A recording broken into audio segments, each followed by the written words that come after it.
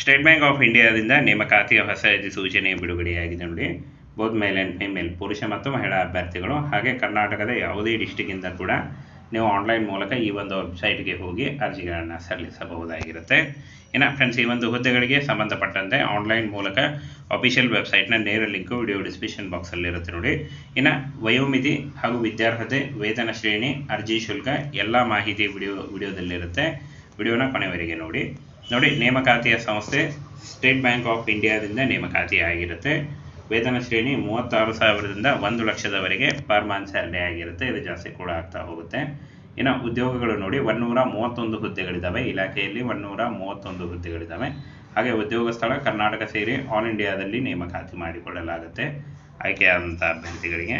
ಇನ್ನು ಫ್ರೆಂಡ್ಸ್, ವಿಶ್ವವಿದ್ಯಾನಿಲಯಗಳಿಂದ ಪಾಸಾದಂಥ ಅಭ್ಯರ್ಥಿಗಳಿಗೆ ನೋಡಿ ಡಿಗ್ರಿ ಮಾಡಿರಬೇಕು. ಹಾಗೆ BTech ಮತ್ತು computer science, computer application, information technology, electronics ಮತ್ತು ಇಲ್ಲಿ ನೋಡಿ ಟೆಲಿಕಮ್ಯುನಿಕೇಷನ್ ಹಾಗೂ ಎಲೆಕ್ಟ್ರಾನಿಕ್ಸ್ ಮತ್ತು ಫ್ರೆಂಡ್ಸ್ ಇಲ್ಲಿ ನೋಡಿ MSc ಹಾಗೂ ಇನ್ಸ್ಟ್ರುಮೆಂಟೇಷನ್, IT, MCA ಮತ್ತು MSc ಇನ್ ಕಂಪ್ಯೂಟರ್ ಸೈನ್ಸ್, ಹಾಗೆ MSc in IT, MTech, cyber security, information security, CA, CFA, ICWA, graduation, MBA, PGDBA ಮತ್ತು MMS ಮಾಡಿದಂಥ ಅಭ್ಯರ್ಥಿಗಳು ನೋಡಿ ಈ ಒಂದು ಹುದ್ದೆಗಳಿಗೆ ಅರ್ಜಿಗಳನ್ನು ಸಲ್ಲಿಸಬಹುದು. ಹಾಗೆ ಡಿಗ್ರಿ ಮಾಡಿದಂಥ ಅಭ್ಯರ್ಥಿಗಳು ಕೂಡ ಅರ್ಜಿಗಳನ್ನು ಸಲ್ಲಿಸಬಹುದಾಗಿರುತ್ತೆ.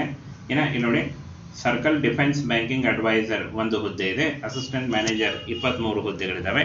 ಡೆಪ್ಯೂಟಿ ಮ್ಯಾನೇಜರ್ ಸೆಕ್ಯೂರಿಟಿ ಅನಲಿಸಿಸ್ಟ್ 51 ಹುದ್ದೆಗಳಿದ್ದಾವೆ. ಹಾಗೆ ಮ್ಯಾನೇಜರ್ ಸೆಕ್ಯೂರಿಟಿ ಅನಲಿಸಿಸ್ಟ್ 3 ಹುದ್ದೆ.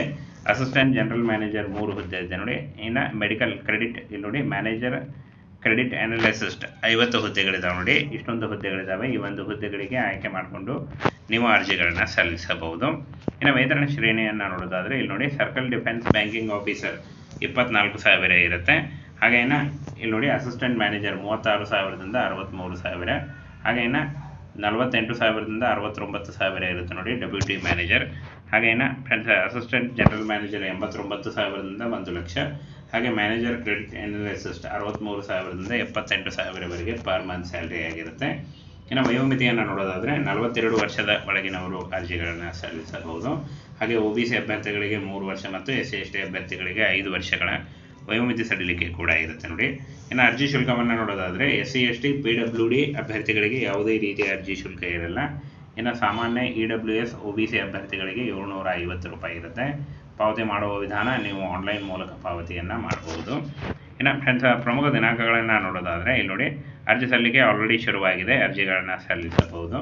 ಇನ್ನು 4/3/2024 4 ಮಾರ್ಚ್ 2024 ಅರ್ಜಿ ಸಲ್ಲಿಸಲು ಕೊನೆಯ ದಿನಾಂಕ ಆಗಿರುತ್ತೆ ನೋಡಿ. ಈ ಒಂದು ಕೊನೆಯ ದಿನಾಂಕದೊಳಗಾಗಿ ಅಫಿಷಿಯಲ್ ವೆಬ್ಸೈಟ್ಗೆ ಹೋಗಿ ನೀವು ಅರ್ಜಿಗಳನ್ನು ಸಲ್ಲಿಸಬಹುದು. ಅಫಿಷಿಯಲ್ ವೆಬ್ಸೈಟ್ನ ನೇರ ಲಿಂಕು ವಿಡಿಯೋ ಡಿಸ್ಕ್ರಿಪ್ಷನ್ ಬಾಕ್ಸಲ್ಲಿರುತ್ತೆ. ಅರ್ಜಿ ಸಲ್ಲಿಸುವಾಗ ಲೈಟ್ ಬ್ಯಾಕ್ಗ್ರೌಂಡ್ ಇರುವಂಥ ಒಂದು ಪಾಸ್ಪೋರ್ಟ್ ಅಳತೆಯ ಫೋಟೋ ಬೇಕಾಗುತ್ತೆ. ಹಾಗೆ Aadhaar card, caste income certificate ಮತ್ತು ನಿಮ್ಮ ಎಜುಕೇಷನಲ್ ಡಾಕ್ಯುಮೆಂಟ್ಸ್ ಇಷ್ಟನ್ನು ತೆಗೆದುಕೊಂಡು ನೀವು ಆನ್ಲೈನ್ ಮೂಲಕ ಅಫಿಷಿಯಲ್ ವೆಬ್ಸೈಟ್ಗೆ ಹೋಗಿ ನೀವು ಅರ್ಜಿಗಳನ್ನು ಸಲ್ಲಿಸಬಹುದಾಗಿರುತ್ತೆ.